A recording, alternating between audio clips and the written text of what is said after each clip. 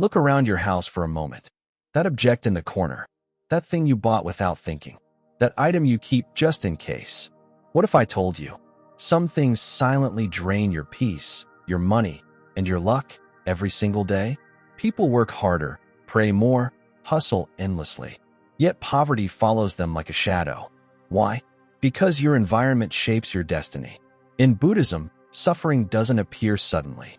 It accumulates quietly through habits, attachments, and surroundings. And today, I will reveal 8 things Buddhism warns you should never bring into your home because they attract poverty, bad luck, and mental decay. Stay till the end. The last one is the most dangerous, and most people ignore it. Before we begin, like this video, subscribe to the channel, and turn on notifications, because this knowledge protects your future. Now listen carefully. 1.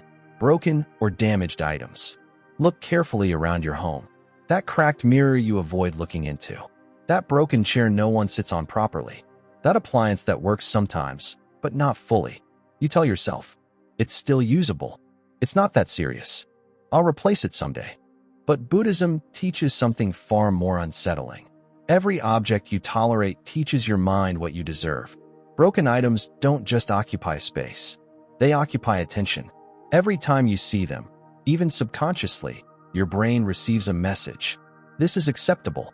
This is normal. This is enough. And slowly, dangerously, your standards drop. In Buddhist philosophy, suffering doesn't scream. It whispers, then settles. Broken objects symbolize unfinished cycles, things that were once whole but are now neglected. They carry the energy of delay, excuse, and compromise.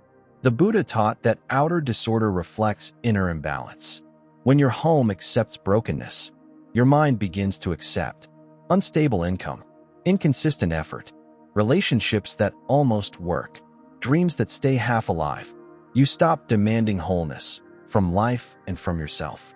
And here is the most uncomfortable truth. A broken environment trains you for poverty the same way a gym trains muscles. Through repetition, you see damage daily. You live with dysfunction daily. So lack becomes familiar. And what feels familiar feels safe. That is how poverty enters, not through disaster, but through tolerance. Buddhism never glorified struggle. It warned against attachment to decay. A home filled with broken items is not humble, it is resigned. And resignation is the birthplace of long-term misfortune. If you want a life that works, your surroundings must work too. Wholeness outside creates wholeness within. And poverty cannot survive in a space that refuses to accept what is broken. 2. Unused gifts with bad memories. Some objects don't just sit in your house. They watch you. That gift from someone who betrayed you. That object tied to humiliation, loss, or emotional pain. You don't use it. You don't throw it away. You just keep it. Out of politeness. Out of guilt. Out of habit. But your body never forgets. Buddhism teaches that the mind may rationalize, but the nervous system remembers. Every time your eyes pass over that object, even for a second, your subconscious reopens the wound. Not dramatically, not loudly, silently. Your breath tightens. Your chest hardens. Your energy drops. You may not notice it consciously, but your system does. And here is the truth most people avoid. That object is no longer a gift. It is a memory frozen into matter. The Buddha warned that attachment is not only to pleasure, it is also to pain. When you hold on to objects linked to suffering, you are rehearsing the past in the present. Day after day, this is how emotional poverty forms. Your home becomes a museum of wounds. Your future struggles to enter because the past occupies the space. And abundance, real abundance, cannot coexist with unresolved trauma. Peace is spacious. Trauma is crowded. Buddhism teaches that freedom begins with letting go, not holding on. Keeping such objects tells your mind, this pain still has a place here. This chapter is not finished. And as long as pain has a seat in your home, prosperity waits outside. Understand this deeply. You are not dishonoring anyone by releasing what hurts you. You are honoring your own healing. Peace attracts prosperity, but trauma, unresolved, unspoken, and stored, repels it. If something hurts to look at, it is hurting your life more than you realize. Let it go, and watch how space, emotional and financial, begins to return. 3. Excessive decoration and clutter. Look around your room. The shelves filled with objects you never touch. The corners stacked with things you don't even remember buying. The decorations meant to impress, but now only collect dust. You call it normal. You call it style. Buddhism calls it distraction disguised as comfort. Clutter is not harmless. It is mental noise frozen into physical form. Every unused item pulls a tiny thread of your attention. One thread alone feels nothing, but thousands together strangle clarity. This is why a cluttered home creates a cluttered mind. In Buddhism, the mind seeks stillness the way water seeks level ground. But clutter creates waves. Confused thinking begins here. When the eye never rests, the mind cannot settle. And when the mind cannot settle, decisions become poor. Money leaks through impulse. Opportunities are missed. You feel busy, yet unproductive. That is how financial instability grows, not from lack of effort, but from lack of inner silence. Clutter also breeds emotional restlessness. You feel tired without reason, irritated without cause, heavy in your own home, because your space reflects back your unresolved thoughts. The Buddha lived with almost nothing, not because he rejected comfort, but because he understood something most people never realize. Peace requires space. When your environment is full, your spirit feels trapped. Excess decoration often hides insecurity, the need to fill emptiness with objects. But no object can fill an unquiet mind. And here is the truth that cuts deep. A house overloaded with things teaches you to consume, not to understand. To collect, not to release. To distract, not to awaken. That is why wealth struggles to stay. True prosperity flows where clarity exists.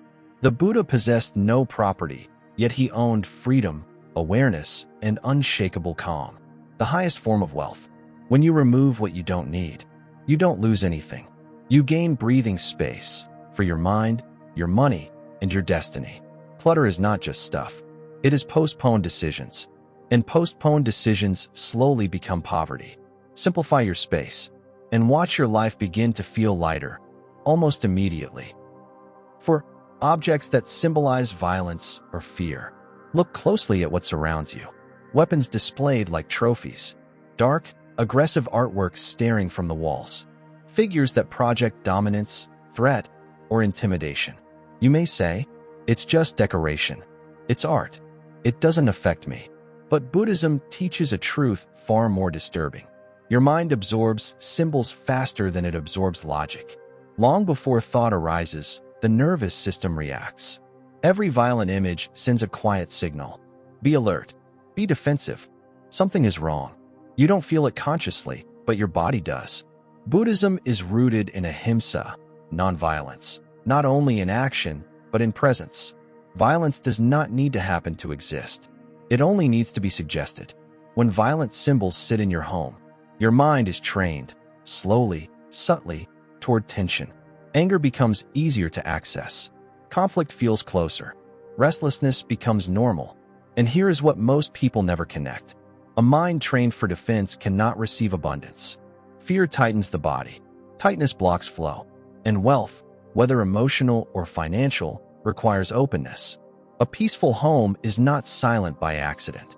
It is silent because it does not whisper threats to the subconscious. Dark symbols turn your home into a battlefield without a fight. You may sleep, but your nervous system never fully rests. That constant inner alertness drains energy. Drained energy leads to poor decisions. Poor decisions slowly build misfortune. This is how bad luck feels invisible, because it begins as atmosphere. The Buddha chose symbols of calm, compassion, and emptiness, not decoration, but direction. Your environment is always instructing you.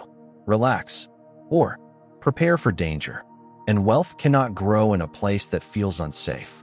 Even symbolically, if your home carries fear, your life will carry resistance. Remove what glorifies violence. Replace it with what allows the mind to soften. Because prosperity does not enter guarded spaces. It enters where peace already lives. 5. Dirty entrance and neglected corners. Your entrance is not just a door. It is the first conversation your life has with the world. Every opportunity, every relationship, every moment of fortune passes through that space first. And yet, most people ignore it. Shoes scattered without care. Dust settled for weeks. Corners untouched, unseen, forgotten. You don't think much of it. But Buddhism teaches something unsettling. How you enter a space is how you enter life. Mindfulness begins at thresholds.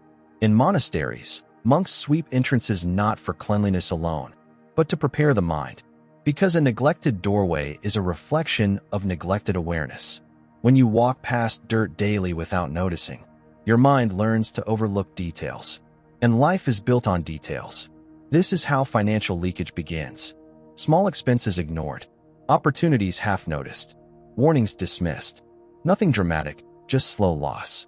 Neglected corners carry stagnant energy. They symbolize areas of life you avoid looking at. Unresolved responsibilities. Delayed decisions. Habits you know you should change. Buddhism teaches that avoidance is a form of suffering. And suffering, when ignored, multiplies. Missed opportunities don't announce themselves. They quietly pass through spaces that feel unwelcoming. A dirty entrance tells life. Not now. Later. Not paying attention. And life listens.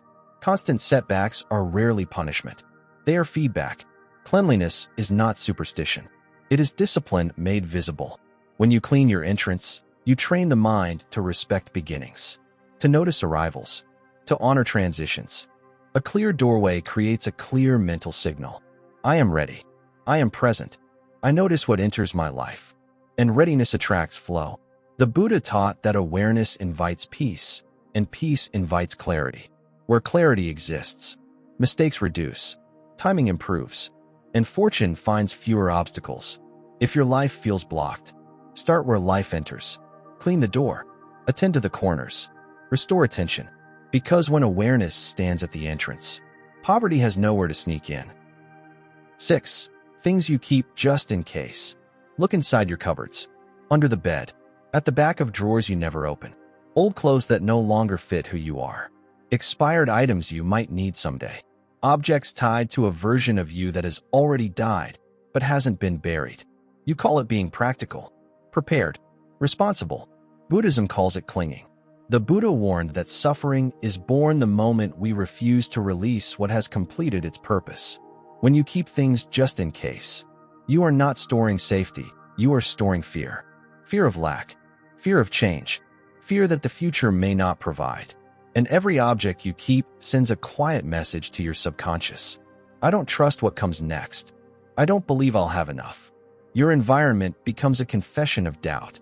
Buddhism teaches impermanence, not as a theory, but as a discipline. Everything moves forward, except what you hold back. Objects tied to your past identity keep your mind anchored to old limitations. Old struggles, old self-images, old ceilings. You cannot step into expansion while living surrounded by reminders of who you used to be. And here is the truth that hurts. Growth requires loss. Not loss through suffering, but loss through choice. Poverty is not only the absence of money, it is the inability to release. A person who cannot let go of old objects struggles to let go of old habits, old relationships, old fears. And without release, life cannot refill. The universe responds to space. When you create emptiness, something new rushes in. When you hoard just in case, nothing moves. Buddhism teaches that liberation begins the moment attachment ends. Letting go is not waste. It is trust made physical. Release what no longer serves you. Because what you are holding just in case may be the very thing blocking what you are meant to receive. 7. Items that feed ego and comparison. Look closely at what you display. The expensive item bought not for use, but for eyes. The brand placed where visitors will notice first. The objects that say, look at me. You may call it success, taste, achievement. Buddhism calls it attachment to identity. The Buddha taught that ego is the root of suffering because it is never satisfied. It survives on comparison. When your home becomes a showroom for validation, peace quietly exits, without drama, without noise. Because ego cannot rest. It asks, is this enough? Do they see me? Am I above or below? And a mind trapped in comparison is always restless. Luxury items bought only to impress carry a heavy weight. They don't uplift you, they watch you. They demand maintenance, approval, relevance. You stop owning them, they start owning you. And here is the truth most people refuse to face. Wealth cannot stay where peace is absent. Money flows through clarity, not insecurity. Prosperity grows in grounded minds, not performative lives. Buddhism teaches that true richness is contentment, the quiet knowing that you are already enough. But ego-fed objects whisper a dangerous lie. You are only valuable when seen. That lie creates pressure. Pressure creates exhaustion, and exhaustion slowly dissolves abundance. Many people look rich and feel empty because they invested outward before building inward. The Buddha renounced luxury not because it was evil, but because it distracted the mind from freedom. Status symbols without inner value turn homes into silent competitions, even when no one is watching. And comparison is expensive. It costs peace. It costs focus. It costs the ability to enjoy what you already have. When peace leaves, wealth follows. Because abundance does not stay in homes where self-worth depends on objects. True wealth is quiet. It does not announce itself. It does not need witnesses. If something exists only to impress, it is already draining you. Choose contentment over display. Because the richest homes are not the loudest ones. They are the calmest. 8. Negative words, quotes, or sounds. Listen to your home, not with your ears, with your body. The harsh poster on the wall. The quotes that glorify struggle, rage, revenge, or pain. The music that never rests, always angry, heavy, chaotic. You may think it's background noise, but Buddhism teaches something far more dangerous. Your home listens, even when you don't. Words are not decoration. They are instructions. In Buddhism, right speech and right thought are not moral rules. They are survival tools for the mind. Every word you allow into your space leaves a residue. Negative language creates an invisible atmosphere of tension. That atmosphere tightens the nervous system. A tight nervous system cannot receive abundance. Your body responds before your mind understands. Harsh words raise inner defenses. Aggressive sounds keep the mind alert. And alertness without rest slowly turns into anxiety. This is how misfortune begins, not as an event, but as a mood. Words shape emotion. Emotion shapes thought. Thought shapes action. And action shapes destiny. A home that constantly breathes negativity trains you for struggle, even when struggle is no longer necessary. Many people unknowingly romanticize suffering. They decorate their homes with pain as if it proves strength. But Buddhism teaches the opposite. Suffering is not a badge. It is a signal to change direction. A house filled with angry sounds and harsh words becomes a rehearsal space for conflict. Arguments happen faster. Patience shortens. Hope thins. And abundance, financial or emotional, cannot stay where peace is not welcome. The Buddha chose silence often, not emptiness, but clarity. Because silence heals the mind the way sleep heals the body. What you hear repeatedly becomes what you believe. What you believe becomes how you live. If your home constantly reminds you of struggle, your life will struggle, even when opportunities knock. Choose words that calm, sounds that soften, silence that heals. Because destiny begins as atmosphere, and a home that speaks peace invites prosperity without effort. As we conclude, the Buddha never said poverty is punishment. He said it is a result of unconscious living. Change your surroundings, and your life must respond. If this video opened your eyes, like it, share it, and subscribe. Because awareness is the first step out of suffering. Remember, when the mind is pure, wealth follows naturally. Stay mindful. Stay free.